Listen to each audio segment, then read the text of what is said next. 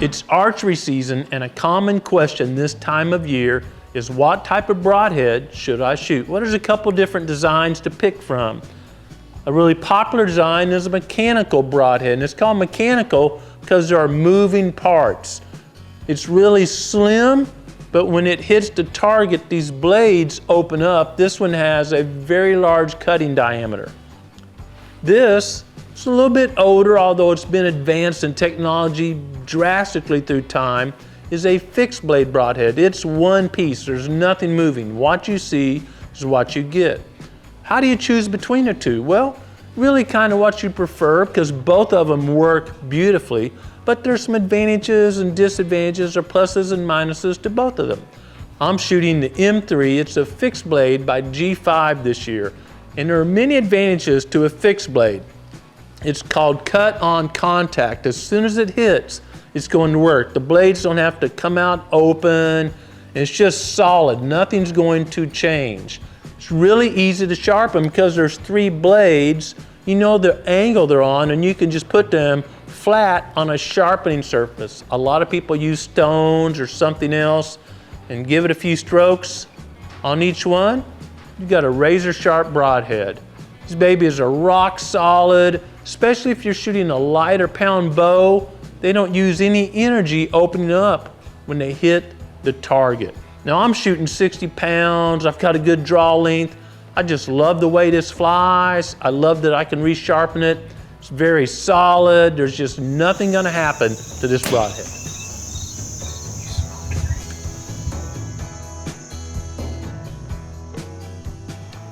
For years, I shot a mechanical style broadhead, and this is G5's new Mega Meat. It's got a huge cutting diameter. The Mega Meat, of course, is a mechanical broadhead, so when it hits the target, the action of going in pulls these blades open. In comparison to the fixed blade, mechanicals can usually have a much larger cutting area. They're designed to do maximum tissue damage as they're passing through the critter. So there's some pluses and minuses on both sides. If you're like me and you're a shoulder hugger, you aim just as close to the critter's shoulder as you can, and every now and then you might drift in that shoulder just a tad.